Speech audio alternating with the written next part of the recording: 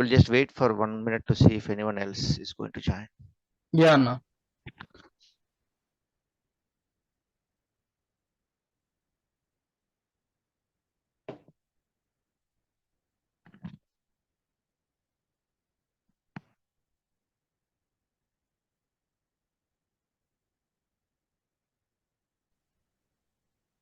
So while we wait for others to join, right? So just a question to all of you. So are you able to follow my class? You're able to understand the concepts, whatever I have been explaining in the last 5 days.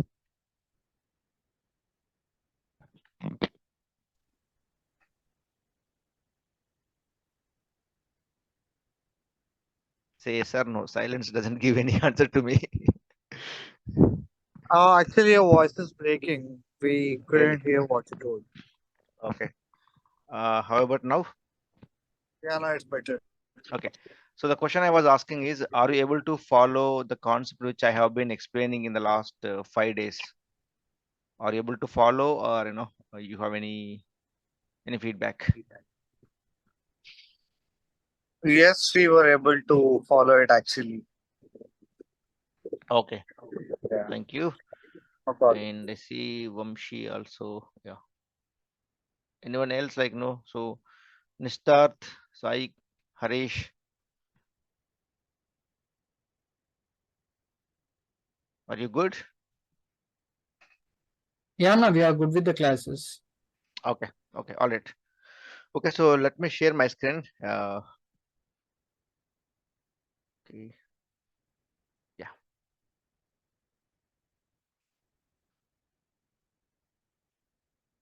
So last week we covered functions, built-in functions and user-defined functions.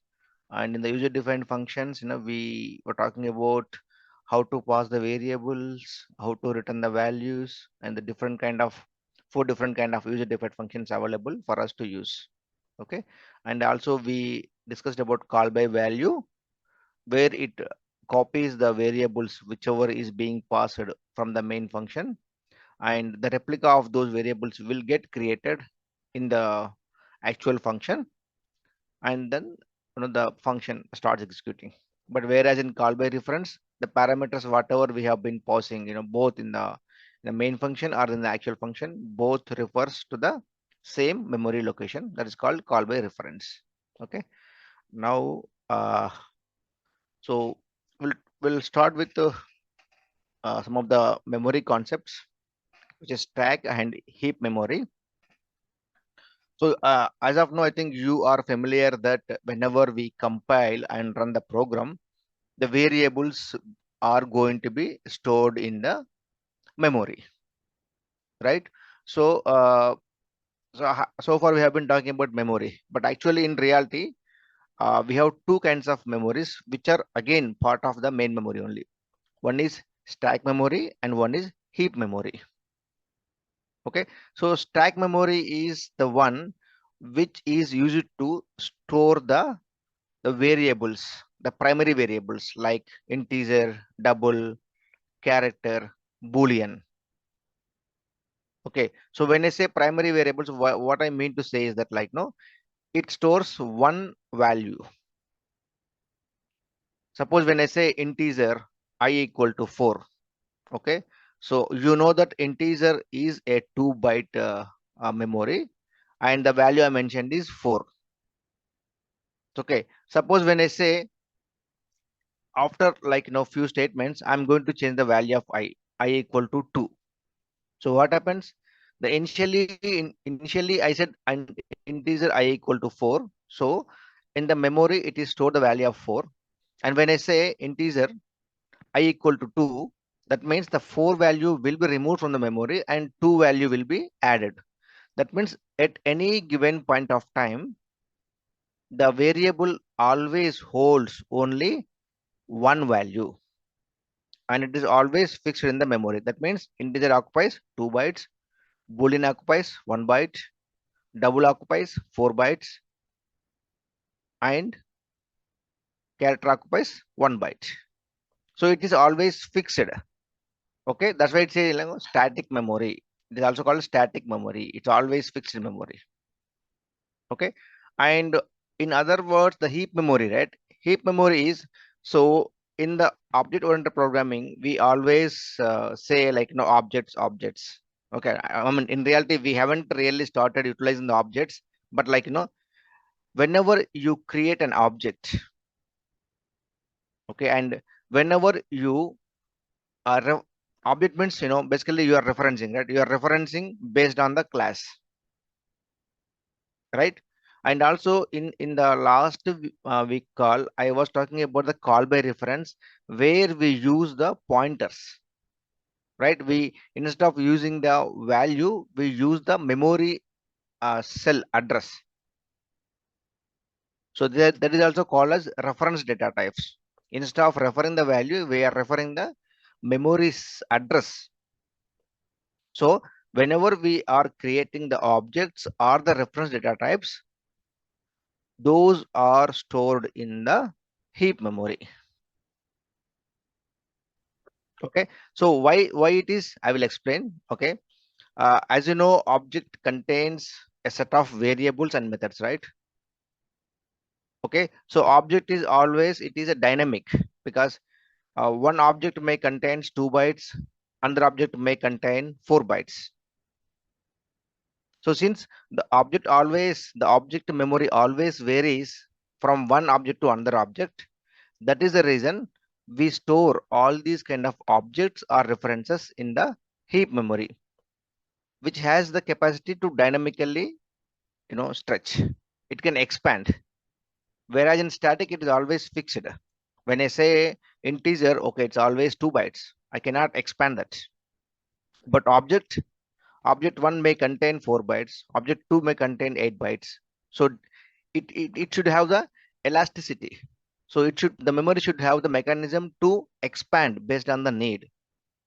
That is the reason always objects or reference data types are stored in the heap memory. Guys, this is the one of the interview questions.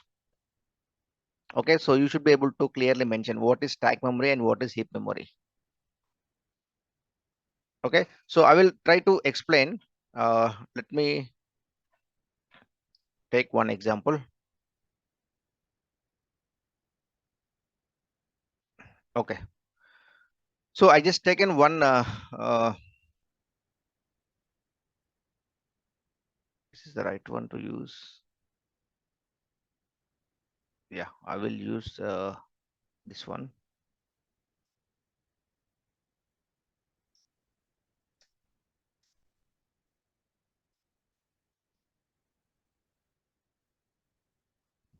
Okay, so I just created one string variable here. Okay, so remember guys, for now, I'm going to explain about strings in the next 10 minutes, but always remember that, like,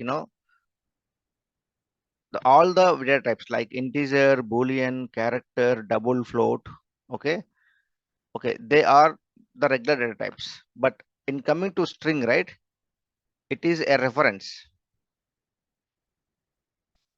When I say reference, okay, so reference data means, okay, it is, we are, string is a, just see here, see, reference represents a text as a sequence of UTF-16 code units. To browse the .NET framework source code for this data type, see the reference source. Okay, so it is always a reference. Why I would say reference, right? I will tell you one easy example. Why I'm saying string as a reference means, okay, so reference data type, am I declaring what is the length of the string here? Am I declaring? No, right? But integer, I know it's always occupies 2 bytes. Result, I know Yeah. it's always occupies 2 bytes. But whereas string, there is nowhere we need to mention about the length. Since it is not a fixed length, I'm not declaring the size of the string. Okay, so always remember, if it is a fixed memory storage kind of variables, they are stored in the stack memory. Wherever there is a change in the length, frequently or dynamically, we store in the heap memory. Okay. So now let me explain easy way. I just prepared a small Excel here. Okay, so let's imagine this is your main memory, or I would say RAM or primary, whatever the terminology you wanted to use. Okay, so this is a stack memory and this is a heap memory. Okay, and each cell has the address. Okay, this also it is the address.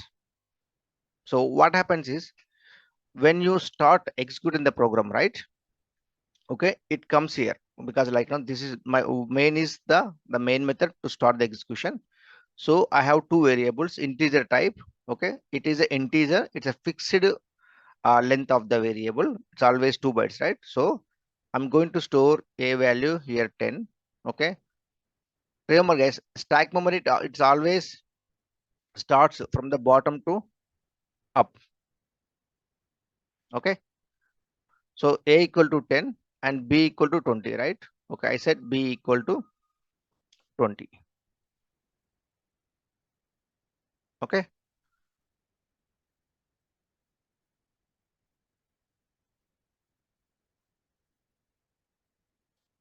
okay, so then I called a string. Okay, so string is a variable which requires there is no fixed limit length in the length. So this value is going to be stored in the heap memory. Okay, so in the heap memory, unlike stack memory, right, it doesn't require to be copied at the bottom, it can use any memory. Okay, so I'm going to use here the value of str, right? So str value is tetra. Okay, so actual value is stored in the heap memory, but in the stack memory, what happens is, okay, str value, I'm not going, I did not store in stack, but I'm storing the address. I will say just refer of 205. That means whenever I wanted to retrieve the value of string value, okay, first I look for the stack memory. Okay, it requires I need to refer 205 cell, 205 address. Okay, it is there tetra. Okay, and okay, so now the values have been initialized and stored and string also passed. And now if you see, okay, probably I should say this one at first, right? Okay, so now I am invoking a method. Okay, sum of a comma b. I'm passing two variables. Okay, two variables to the method. Okay, and so when I execute the statement, control comes to here, right? So here, if you see, it's a call by value because I'm not using any pointers here, no reference keyword here. So the a value is moved to x, b value is moved to y. So that means we are introducing two more variables here. Okay, so since they are the fixed length variables, again I'm going to use my stack memory. Okay, so the next available is all three is filled. So I will say x equal to 10, okay, and y equal to 20. Okay, and then I'm introducing one more value, sum. Sum is what? X plus y. So sum equal to 30. Okay. Hello, Anna. Yeah. Why did you mention the string is equal to tetra in middle of the box? No, 205. Yeah. it's So not a middle of the box. It's a heap memory. You see here? yeah, the heap memory. Why don't you put bottom of the two near No, 201 like a yeah, is equal to it 10? is okay. So for heap memory, it is up to the compiler which cell it wants to use. Okay, we don't decide anything like No, we which. don't decide. Even here also, since it is a standard variables, compiler takes care of looking from the top to from the bottom to top and see whichever is the available one. Okay, so all the 6 are filled, it will place in 7. It's a stack, right? Stack means it's a stack means that's one, right? It's like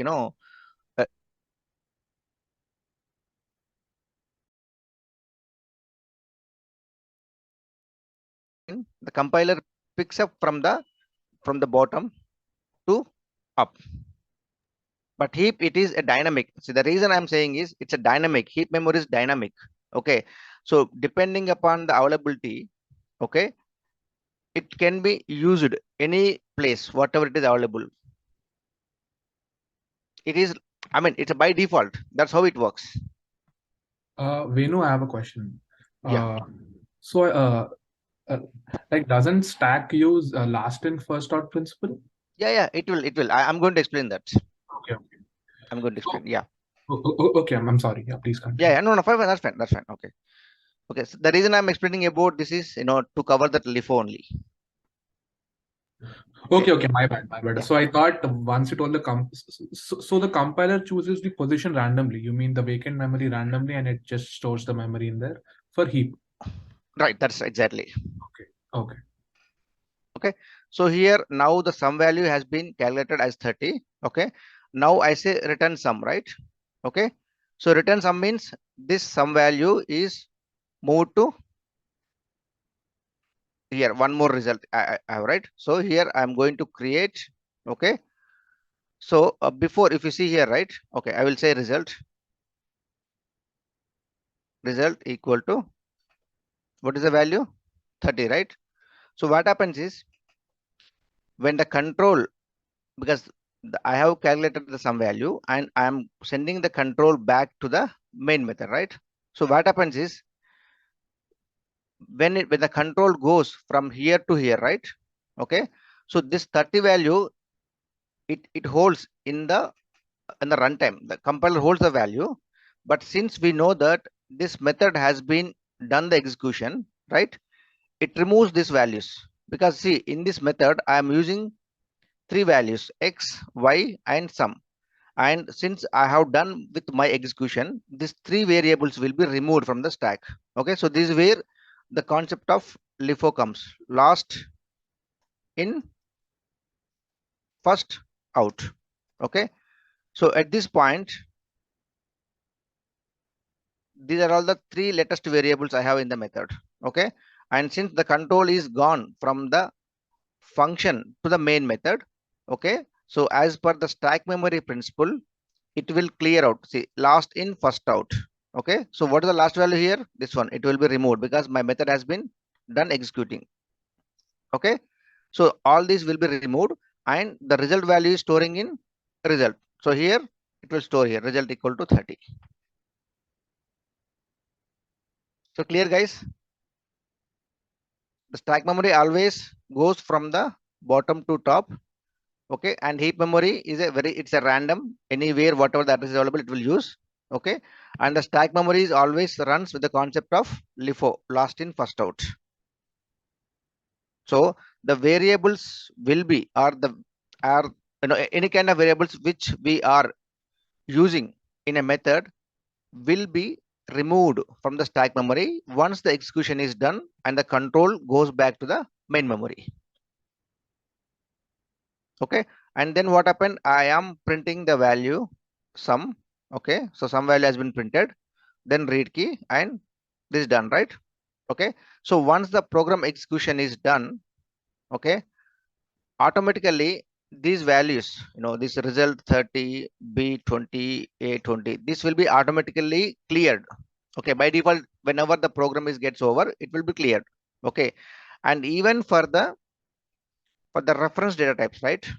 Okay, so one thing is that it will be automatically cleared when the program stops. Okay, but if you still wanted to clear manually, okay, we have a concept called garbage collectors. Okay, so garbage collector's responsibility is to clean up the heap memory. If there is any data available in the heap memory, okay, with the help of garbage collector, you can clear. Okay, so the reason why this garbage collector came into picture is, suppose you are using many variables of object type. That means you are heavily using on the heap memory. Okay, and as most of you know that our memory is max 6 GB, 8 GB or 16 GB. Okay, and if you keep on continuing adding more number of objects to the heap memory, system performance will be degraded. That is the reason, with the help of garbage collectors, okay, in between the program also you have the ability to clean up the heap memory. That way, you are making the space available for the next set of objects. So one is, if it is a small program, you wait for the program to terminate. But if still wanted to clean up in between, you can use the garbage collector, which I will explain in the next classes.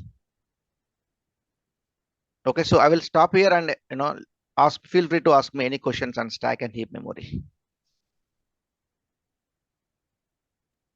What does Stack Overflow mean? Stack Overflow means, okay, I will tell you one brilliant example. Okay, suppose you have array of 20. Okay, so you are supposed to store, I'm just trying to give you in a very layman terms. Okay, Yeah, yeah, suppose sure. you are supposed to store 20 values in an array. Okay, right? So what happens if you try to force the array to load more number of values? You mean more than 20? Yeah, more than 20. Okay. Right? Then Ideally it should not, right? it should not, yeah. Okay, so that is the very simple layman terms. Okay, for now just remember that is called stack overflow. Basically you are basically storing more than what you are supposed to do. Okay. Okay. Okay, perfect. Okay, and yeah, so very simple, guys. Stack memory is to store the fixed data types. Okay, integer, boolean, double, float, character. But whereas heap, you use it to store the objects or reference data types. So to clean up the reference data types, you have to use the garbage collector. And stack memory always works in the last in first out. It's like, suppose normally, I mean, I'm sure you must be heard of like, those. Suppose you have like, you kept a series of plates one by one. Okay, 10 plates you have kept. Okay, 1 to 10 plates. Okay, and what is the first one you remove when you wanted to take it out? The last one, whatever the last one you kept, right? That's why it's called stack. You're stacking up the plates, 10 plates. Okay, but if you wanted to take whatever you kept on the top, that is the one you take it away, right? Yeah. That's why it's called stack memory. It's a last in, whatever you kept on the top, that will be removed. That's why it's first out.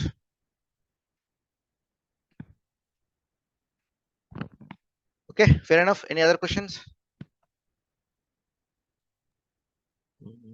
Now, can you give us a small scenario where we get to use this stack and heap in real time?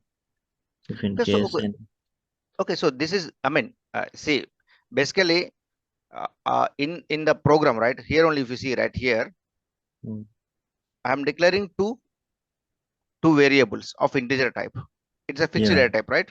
So whenever you declare the fixed data types, okay, it will be a stack memory. Okay, and whenever you use any kind of reference data types or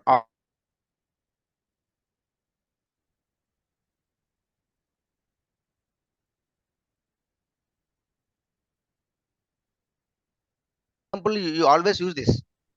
Here, any program normally you refer the stack and heap.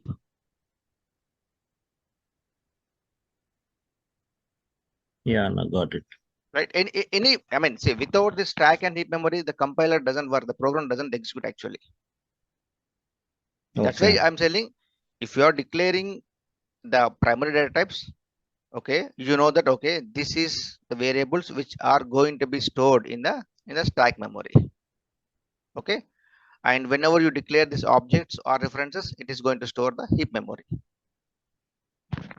Probably you can just keep this question, and when I start executing the the actual OOPS programs, right, probably you can ask one more time. Just keep that question, because see, this is right now I'm trying to explain with this by taking the simple execution, simple statements to make your life easy to understand, right? Yeah. Okay, Okay, so heap memory is done. Okay, that's what I'm trying to explain here, right? Okay, so see, one X is I have declared one object of class 1. Okay, so it's stored in the heap memory and this address is stored in here. See, one thing, right, guys? So suppose I have a class, okay, which contains two variables like integer a, b. Okay, okay, and I have one more class. Okay, it contains one integer and one character, let's say. Okay, that means this class two integers, each integer occupies 2 bytes, so it requires 4 bytes of memory. And class B integer is 2 bytes. Okay, I think character also 2 bytes. Let me declare one more. Okay, so I have one integer and two character. So integer occupies 2 bytes, character occupies 2 bytes. But since I have two characters, total 6 bytes. Okay, right? So what I'm trying to say is that, like, so when I create an instance for this class, okay, so I created an object called A and I created an object called B. Okay, so what happens is now you see that, like, okay, one object contains 4 bytes, one object contains 6 bytes. So it varies, right? Depends upon the object, depends upon the class, it varies. That is the reason, it is not possible to store this variable length of objects in the stack memory. That's why it uses heap memory. Got it? Yeah, Anna, got it. Okay, yeah.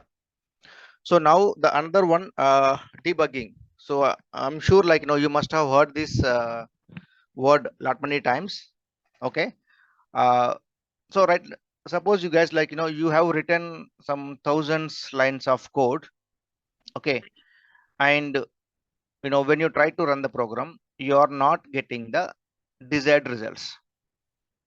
Okay, you are expecting the value of 10, but it is giving value of 20. Okay, and it's 1,000 lines of program.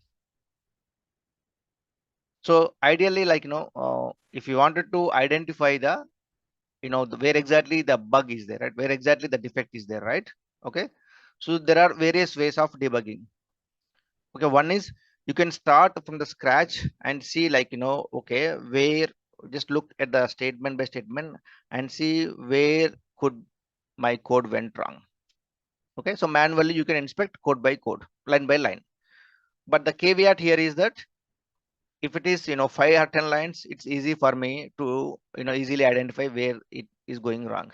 But if it is thousands of lines, it's not easy, right?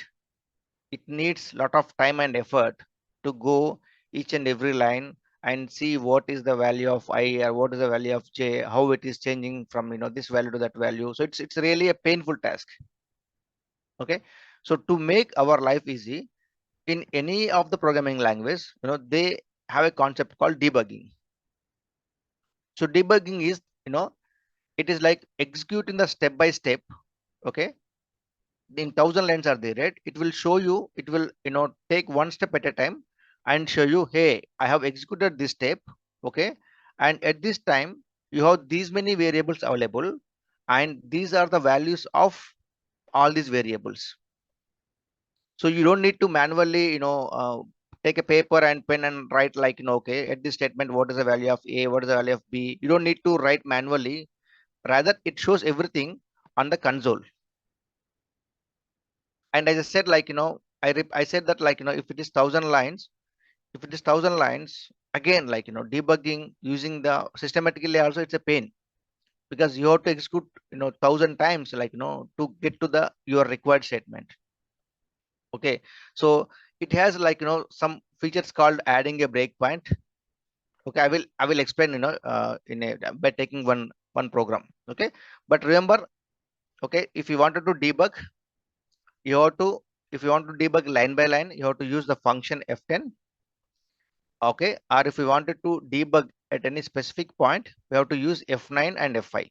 I will explain, by taking one example, but just remember these three function keys. F10 to debug one line by one, F9 to add or remove the breakpoint, F5 to start the breakpoint. Okay, so I will take one example.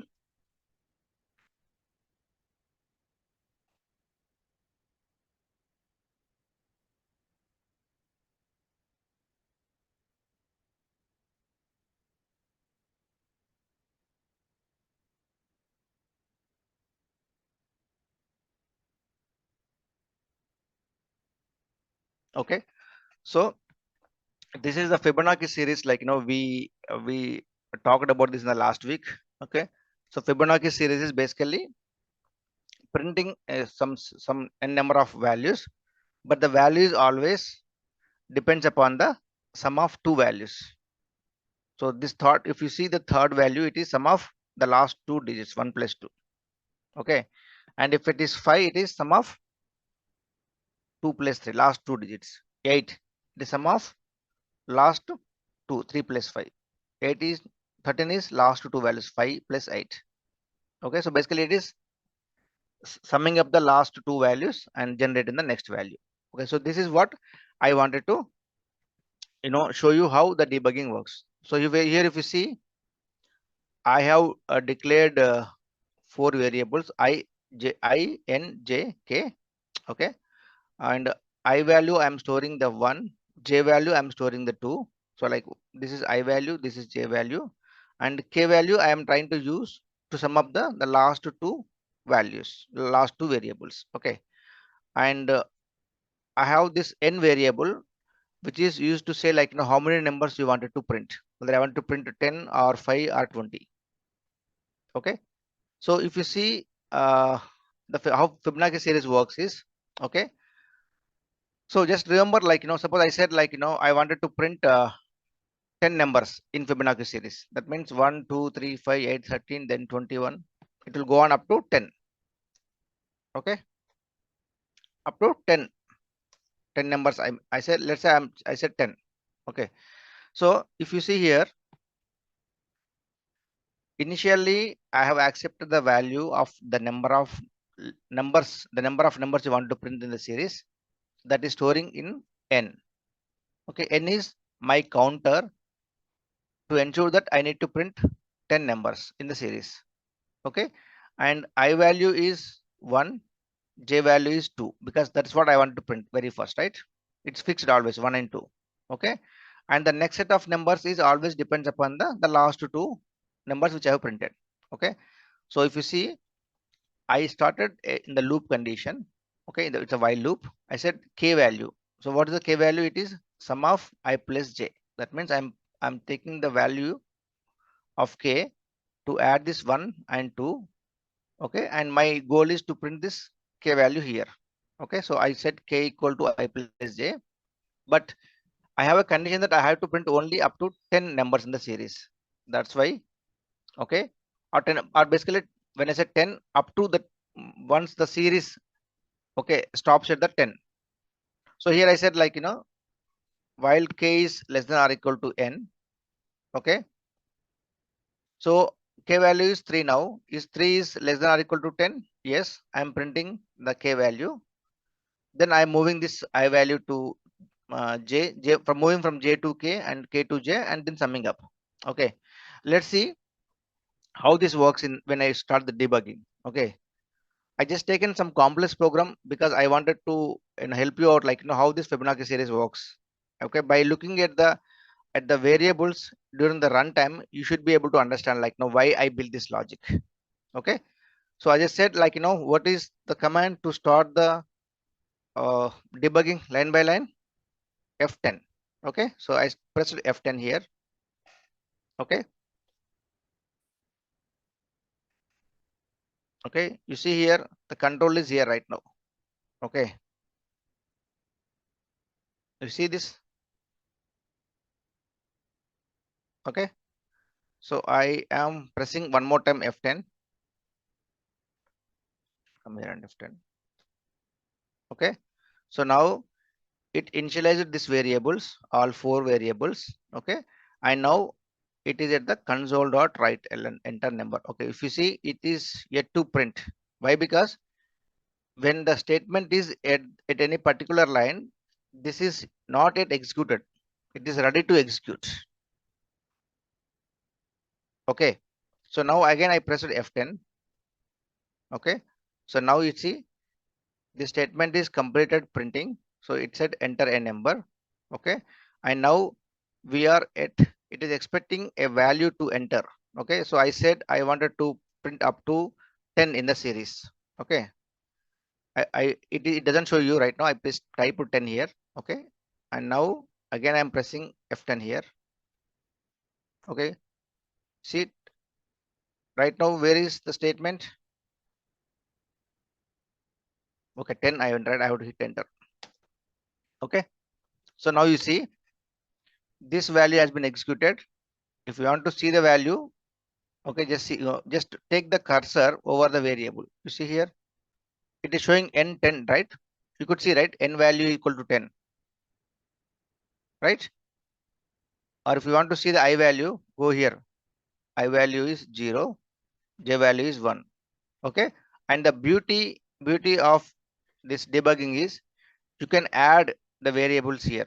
Okay, you see already, I mean, it's showing I, j, k. Suppose I wanted to add one more. Okay,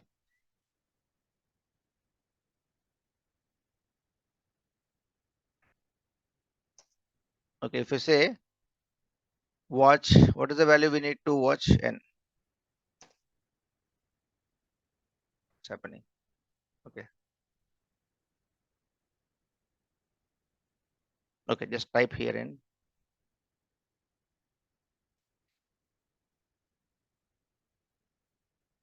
Okay, okay, so here right click, add watch. Okay, 1 second guys, something went wrong. I'm deleting all these.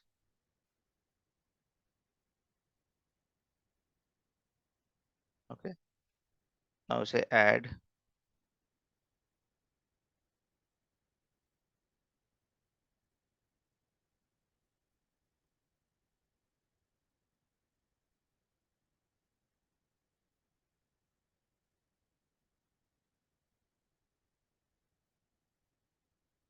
One second.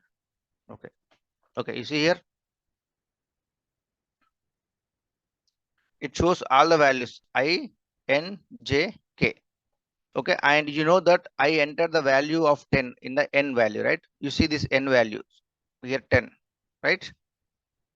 Okay, and I value, J value, I only in here, I only initialized it. I did not set, I only declared, I did not mention any values here. Okay, so right now it is in the statement. Okay, and when I say press F10, you see the I value is got changed to 1, right? Now again press F10, J value will be set to 2. See, J value set to 2.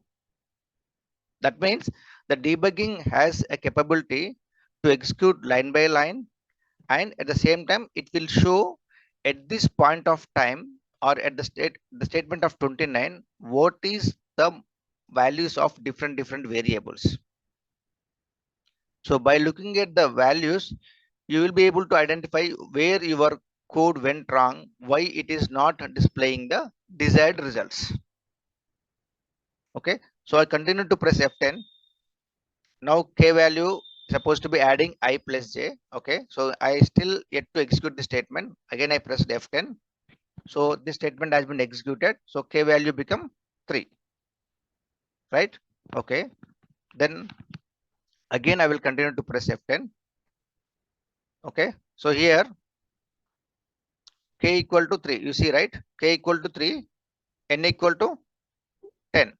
So 3 is always less than or equal to 10. That means that's why it came to this, the loop inside. Okay, again I pressed F10. Okay, it is going to print the value of k. Okay, if you see here on the screen here, the value of k is 3 printed, right? So here is the logic. Okay, so this is what actually I was trying to explain here. So basically now you printed 1, 2, and you added 1 plus 2 equal to 3. Okay. So next time, what is the value you are expecting next value here? 5. In the 5, right? Okay. So if I wanted to print the 5, right? So right now I value is 1, j value is 2. Okay. So instead of storing this I value and j value 1 and 2, okay, I need I value to be stored with 2, j value to be stored with 3. So that's what I'm doing here. If you see the logic right here, I'm moving the j value, which is 2, to I. Okay, so I is right now holding a 1, but I am saying that instead of 1, store 2 value. Okay. Okay, you see here, I value become 2. In the same way, j value instead of 2, store the value of 3. So I am moving. So in this 1, 2, 3 series, okay, my last latest 2 values are 2 and 3. That is the reason I'm moving 2 value to I, j value for this 3. Okay. So now if you see, I value is 2, j value is 3, right? And again I have added k value equal to I plus j. Okay, let's go F10. Okay.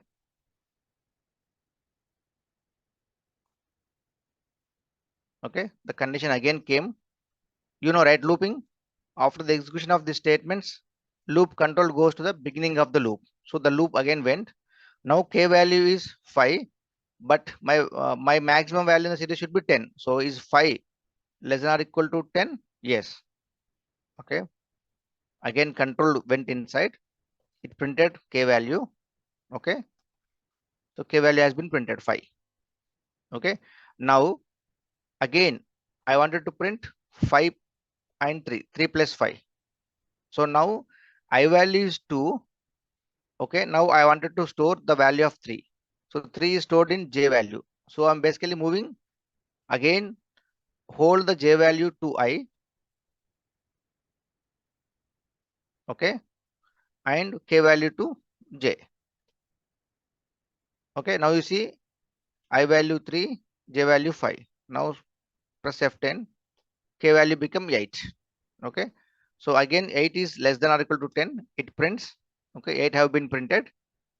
Okay, now if you see, I am going to move I value to j, that sorry, j value to I, that means 5 and 8.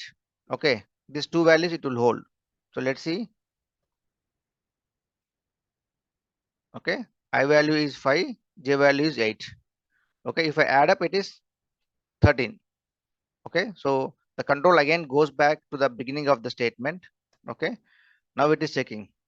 K value is 13, but n value is 10, which is false. You see right here, it says false.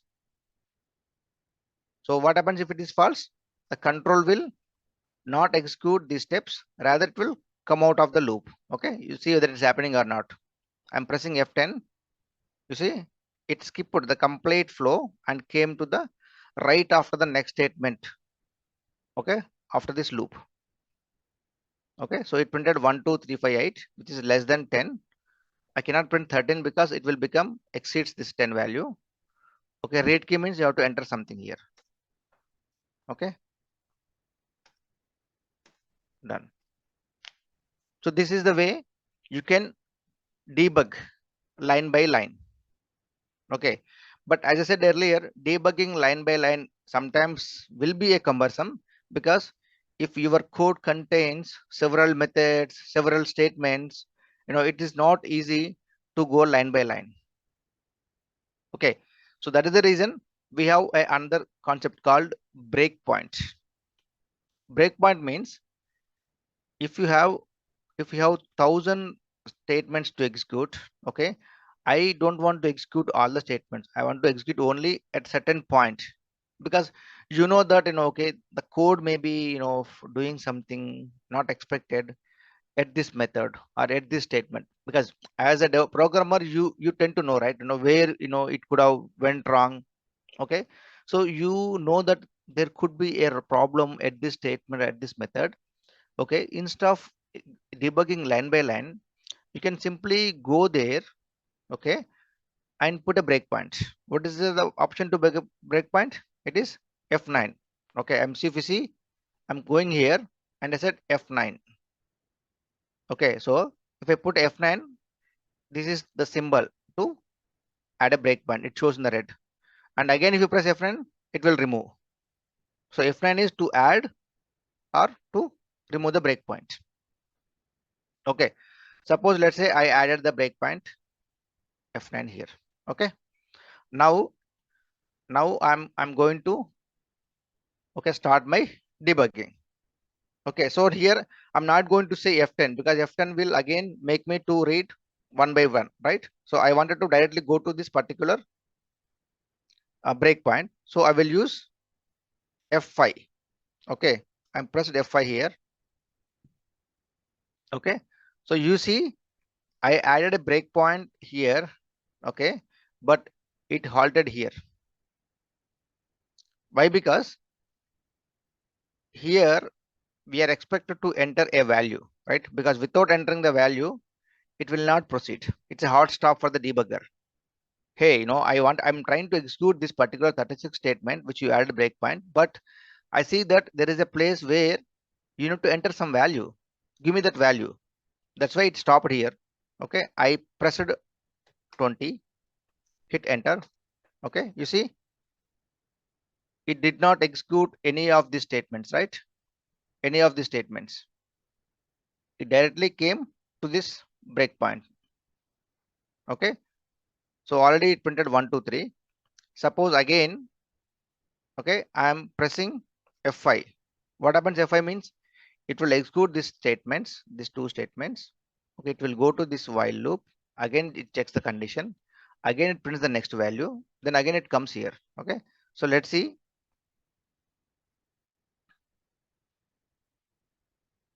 Okay, let's see. I am pressing F5.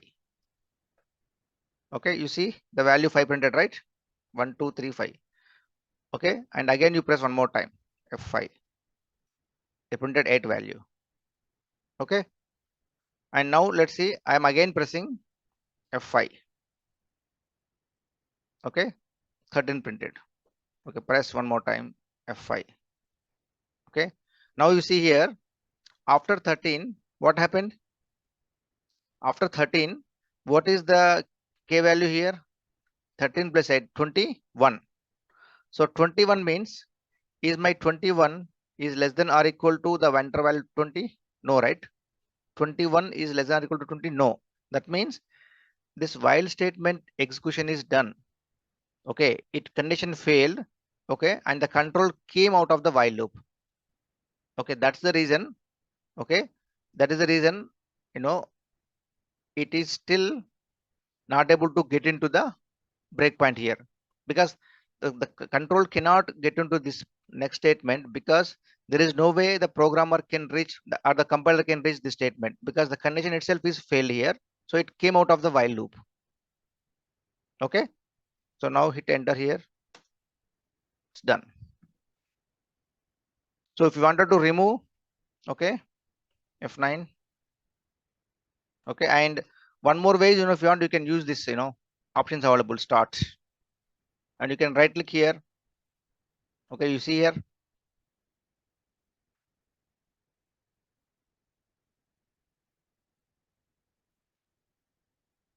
Okay, if you see here, right?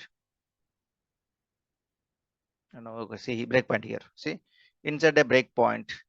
Okay, and conditional breakpoint is basically like, suppose you wanted to break.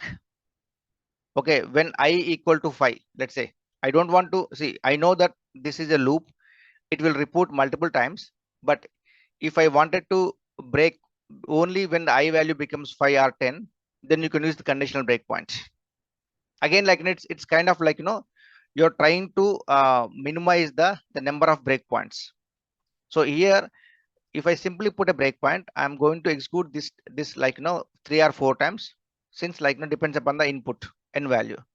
But I don't want 4 times. I want only once or twice. Then you can use the conditional breakpoint. So go through this like But the basic things is like, you have to remember these three. F10 is one line at a time, F9 to add the breakpoint, F5 to start. So this basically these two go hand in hand. If you put a breakpoint using F9, you have to start the execution with F5. Because again, if you put a breakpoint with F9 and start giving F10, it doesn't make sense, because F10 always goes line by line, and there is no way you can go to the specific breakpoint. Okay, so any questions in the debugging? On, we are good. Okay, yeah, thank you. So we'll move on to the next concept.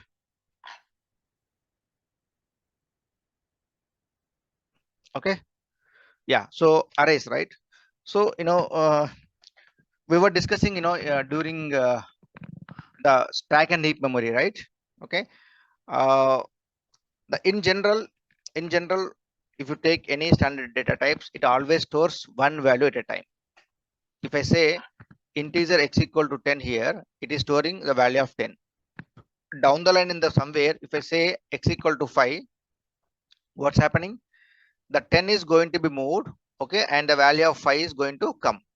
That means at any given point of time, I am storing only one value in the standard variable.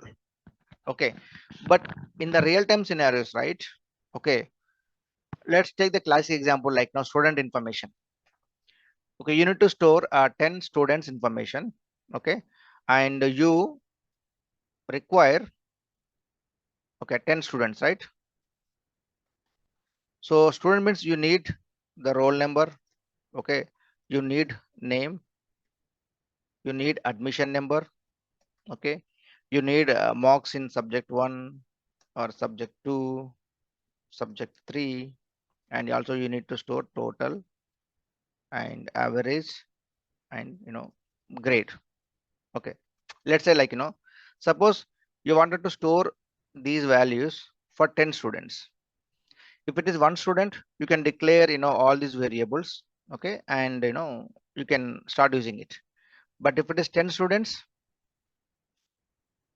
so you have to say roll number 1, roll number 2, like that, roll number 10.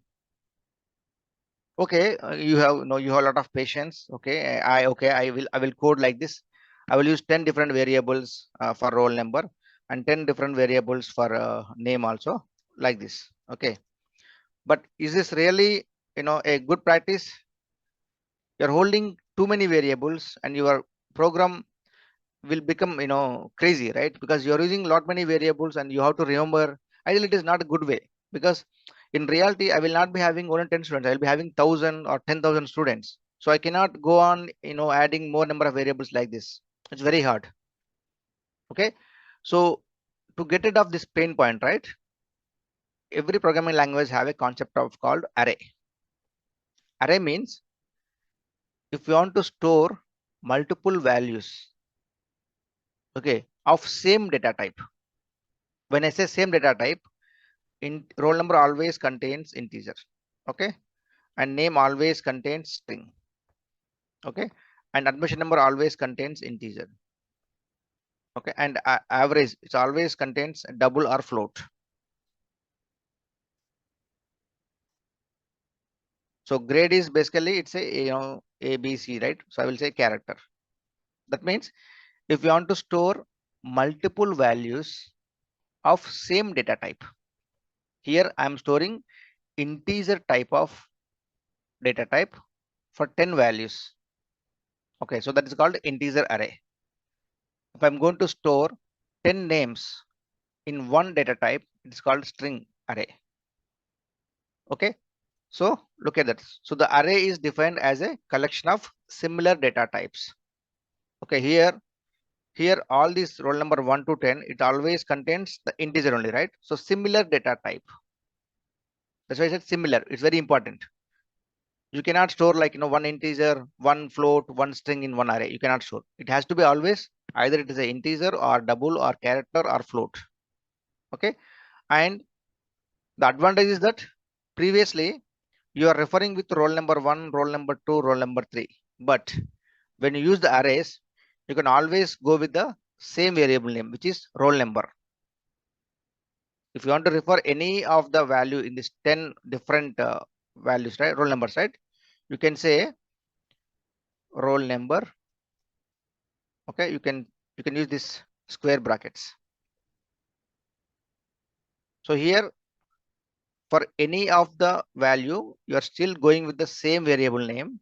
Okay, but you just need to use an index. You need to use index, because if I say roll number, how the compile determines, hey, you have stored 10 values in the roll number value variable. Which one you wanted to print? Which one you wanted to access? That's where you have a concept of called index. Okay. So how indexing works is, now you defined roll number of 10, let's say, of integer.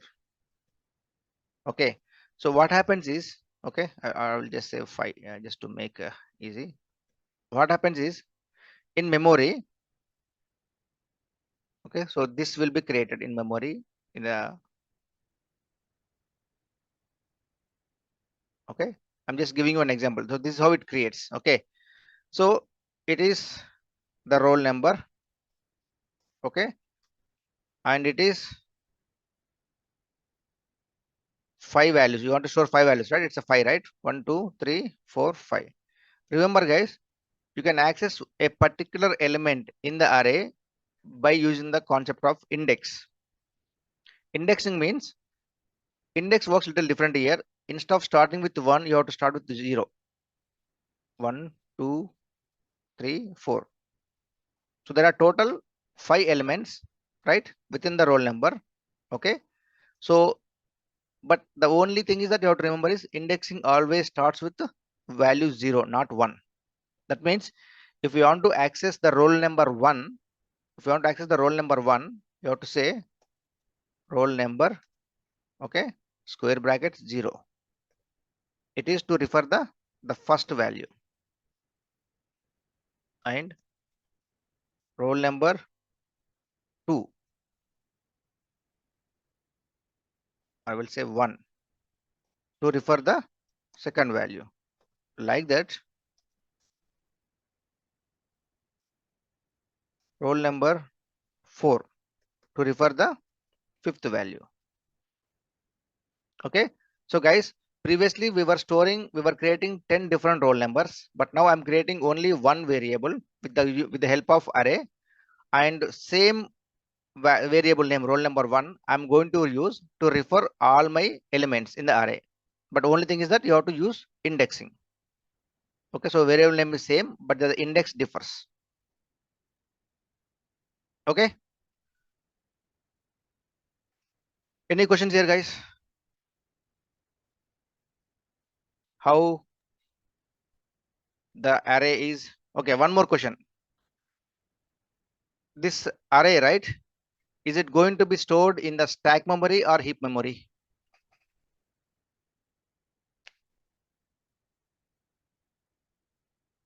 Very simple question I'm asking. Is it going to store in stack or heap? Heap memory. Heap memory. Okay. Yeah. Can you tell me why it is heap memory?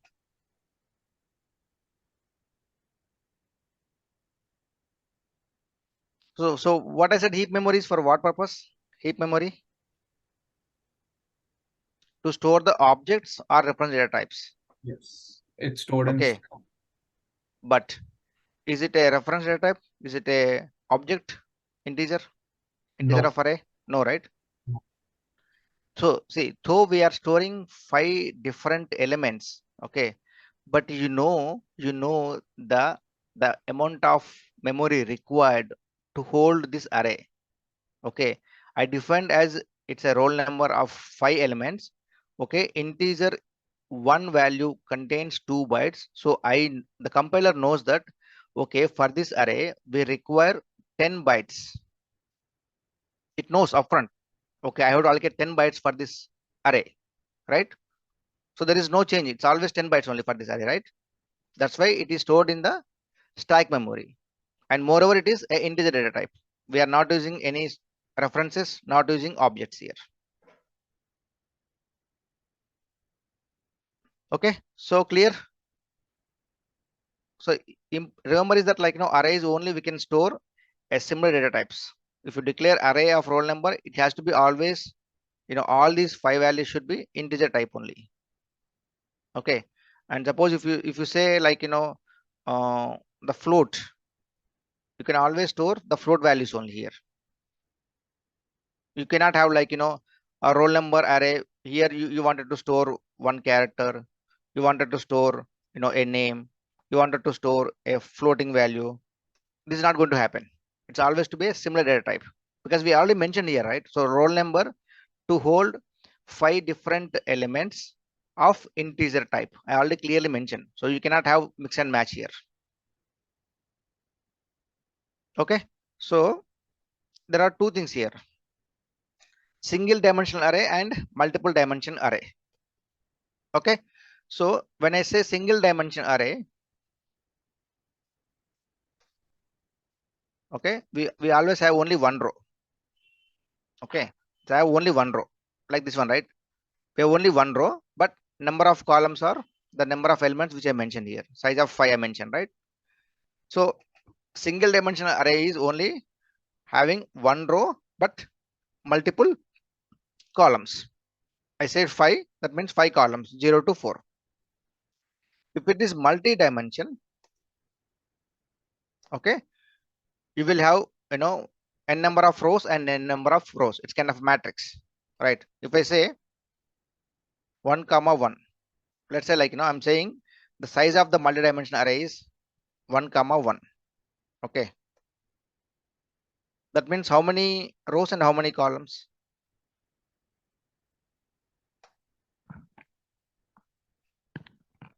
One row, one column. Only one row, one column. Okay, if I say 2 by 3, 2 rows, 3 columns. 2 rows, 3 columns. Okay, so row 1 here, row 2 here. Okay, so we have 3 columns, right? Column 1, column 2, column 3. Okay, so it is basically it's a 2 rows and 3 columns, right? 2 rows, 3 columns. And here now if I wanted to, so I mentioned that index always starts with 0, right? So this is a 0. Okay, this is 1, this is 2, right? So that's what I'm trying to explain here. It always starts with, index always starts with 0. Okay, so now let me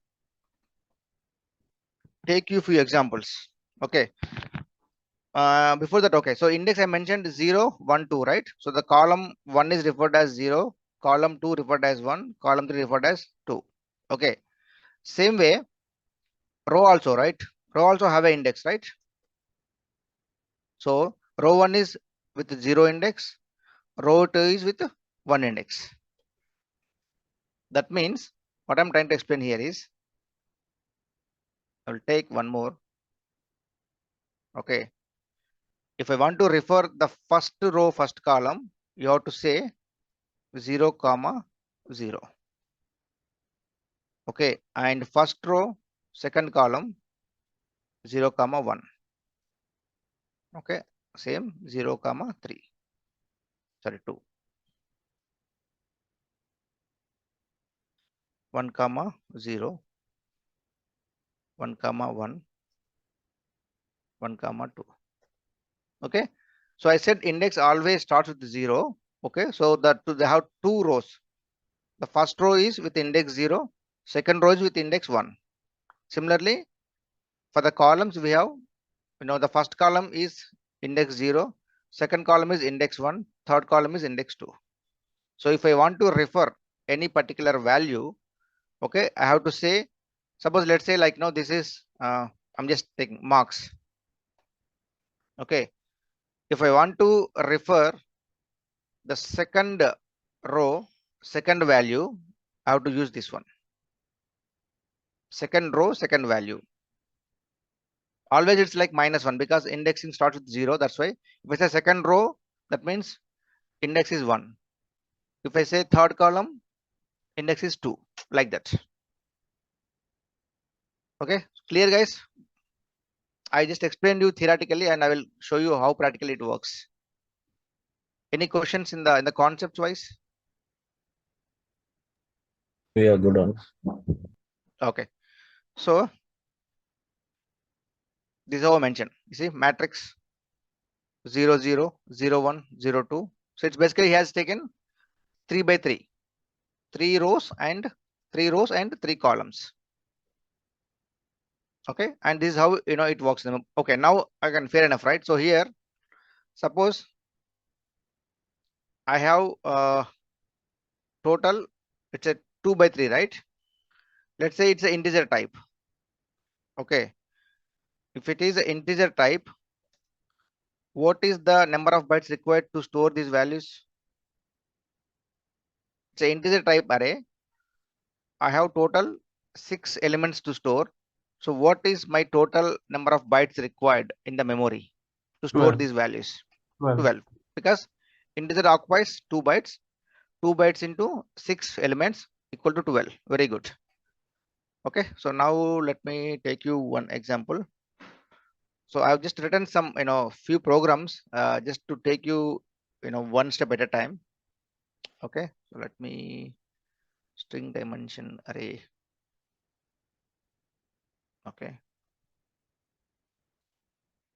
Okay, so here, or maybe it is let me start with the easy one actually.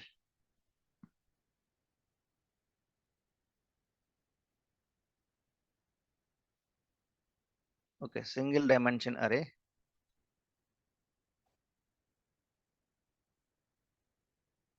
Okay, so here okay, so this you already know, but just wanted to just repeat one more time. So we always use these 3 different kind of brackets in our programming. Okay, one is a parenthesis, or it's called the round brackets. Okay, we use for the methods. You see this main is a method, we are using this parenthesis, right? So we use parenthesis for the methods. Okay, and for arrays you have to use brackets or square brackets. This one is for the arrays.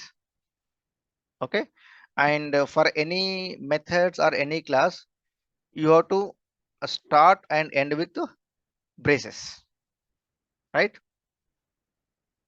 So the first parenthesis, it is called parenthesis for methods, square brackets or brackets for the arrays, and braces for classes or methods to start and close. Okay, so here how do you declare a array? Okay, so you have to say first the kind of data type, it is integer.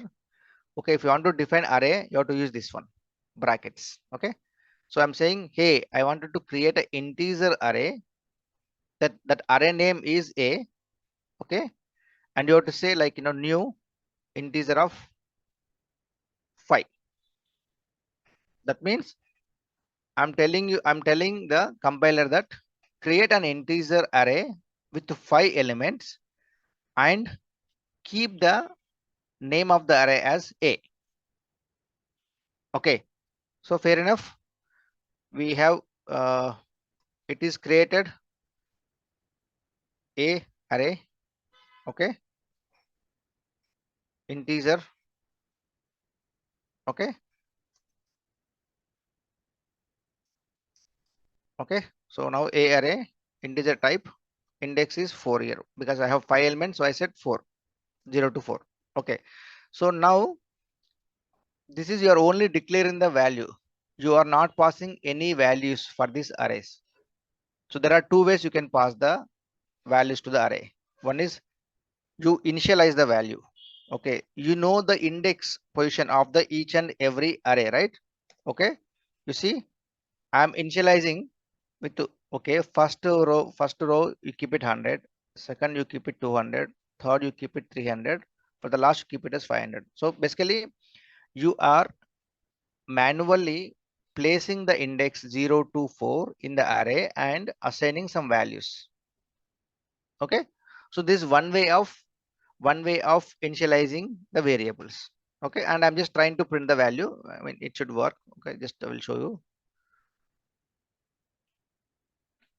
Okay, it just printed the values 100 to 500. Okay, you clear how to declare and how to initialize? Okay, so here the problem what you could see is that, like, initializing manually one by one is, it's a real pain.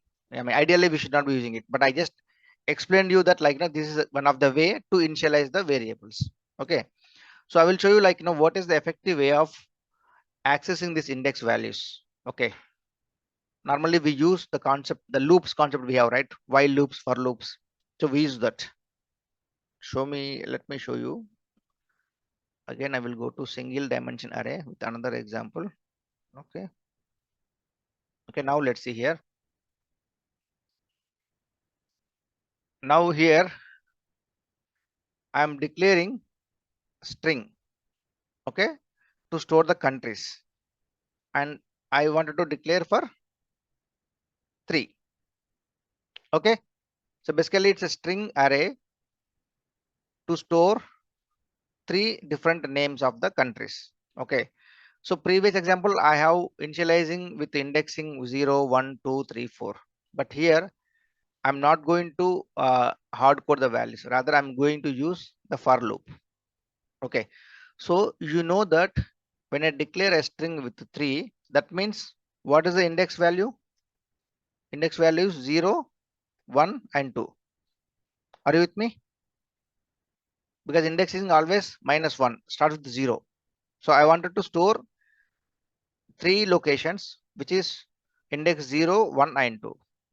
So here, instead of manually assigning the value, here I'm going with a for loop. I said first I'm printing, hey, enter your 3 favorite countries in the world. And I said, see, if you see, I'm declared one integer loop counter starting with 0, or I would say, to you want to easy, I will say index equal to 0. Okay, index is less than or equal to 2, index plus plus. Okay, that means you're with me. So basically I am,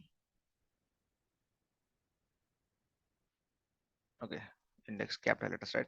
Okay, so here you see I initialize index 0 because I know that index is always starts with 0, and I wanted to read, I want to store up to 2 here. So index is less than or equal to 2, index plus plus. Okay, let me show you in the debug mode if you wanted to easily understand, right? Okay, I'm pressing F10 here. Okay, again F10. It's declaring 3 string. Okay, and enter your 3 favorite countries in the world.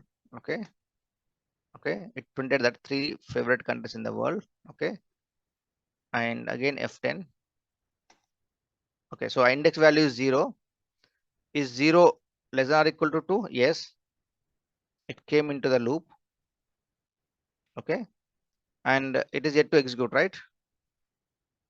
So I will write first. I typed something here. Okay, press the enter.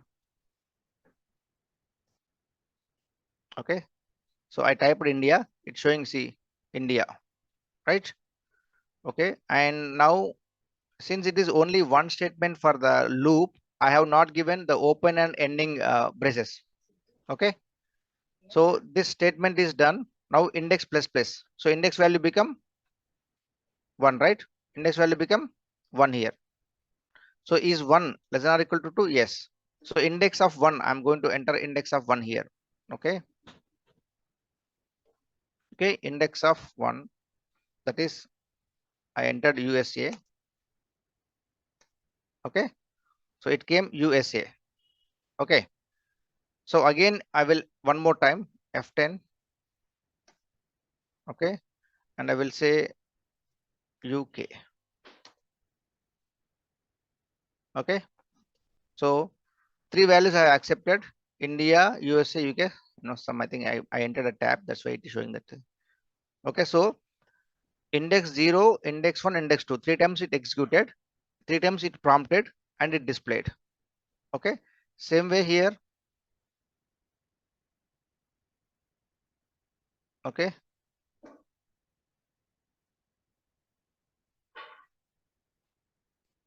What's happening? Okay, it's still here only, right?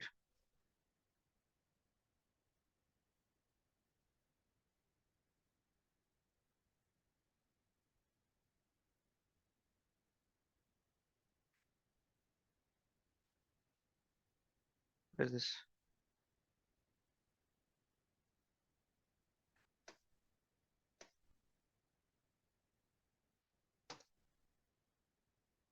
Okay, basically it is expecting a enter here.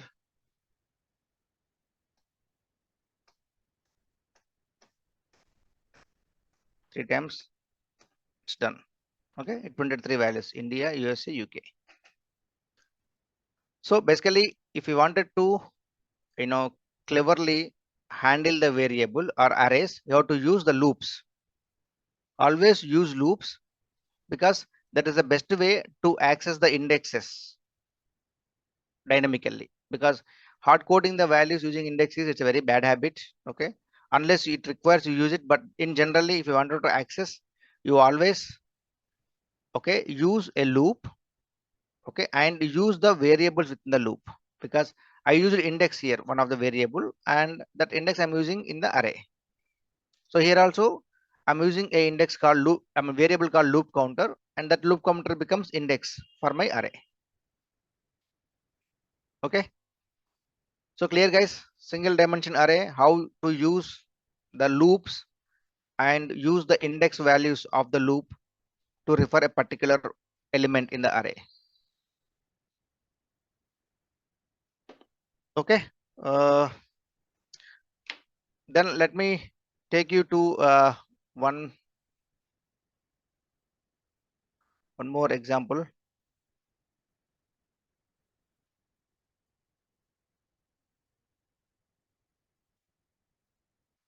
Okay, so I was explaining about the student data type, right?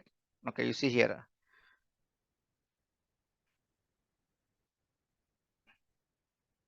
Okay, so you see I have declared a roll number array of integer for 3 elements, and to store the marks of physics, chemistry, maths, I'm using float variables. Also for total and percentage, it's a float variables. All like, I just, to make it simple, I've just accepted only, I only mentioned as array size of 3 only. Okay, so that means if I need to print the total and percentage, okay, total and percentage, I need to know the values of these 3 subjects for each and every student of 3 students, right? So what I'm going to do is I'm going to accept the roll number, physics, chemistry, maths, these 4 inputs from the console using a loop. So accept the values for these 4 and then print this total and percentage. So since I know that I have, total 3 values in each array, I'm going to use the loop again for 3 times, starting with 0 up to 2. 0 to 2, increment plus plus. So within the loop, I'm repeating and asking the user to enter roll number, physics, chemistry, and math subjects. Okay, 3 times. Okay. Okay, so since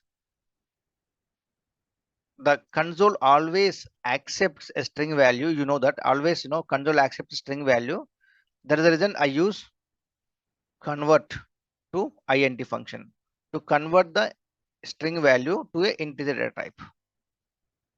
Okay, then so fair enough, you looped for 3 times and you accepted all the values. Now I'm using one more loop, again 3 indexes, okay, to calculate the total value. If you see here, I need to store, let me take one more here, let's say mass. Okay. Physics, chemistry, total, average. Okay. Suppose let's say this is index. Okay, index of 0, 1, 2, right? This is our table array. Okay, I'm just mentioning everything in one. Okay, but this is one array. This is one array. This is one array. This one. Okay. So now I entered mass 10, let's say 20 and 30. Okay. So here this is total of what 0, right? Okay, and this is total of 1. This is total of 2. Okay, so if you see here, I am trying to sum the values. Total of first value is 0, right? I'm saying physics index 0, chemistry index 0, mass index 0. So when the loop starts here, the index value is 0 here. That means you retrieve the first index from physics, chemistry and mass. That means this 3 index 0 for these 3 subjects. You retrieve these 3 values of index 0 from mass, physics, chemistry and store in the total of 0. So it should contain sum of these 3 values. Okay. And again, what I'm saying, percentage total marks divided by 3. So total marks divided by 3. So I mean, are you able to get using the for loop to access the index value and store, process and print it?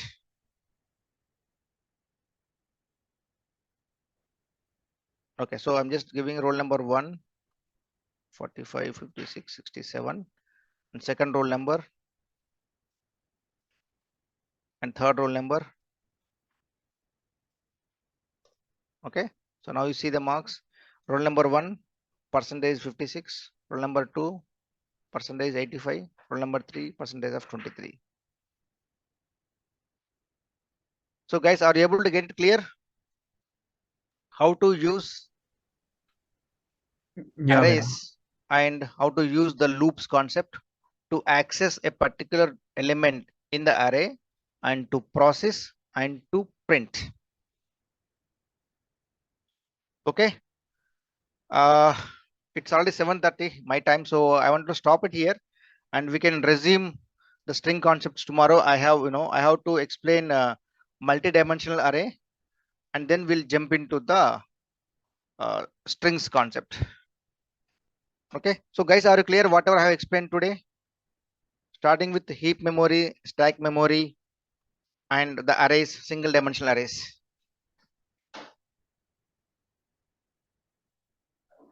Yes, bro. Okay, thank you. So whoever is recording, you can stop recording and okay, so we'll wrap up for the day. We'll meet tomorrow same time. Thank you very much, guys.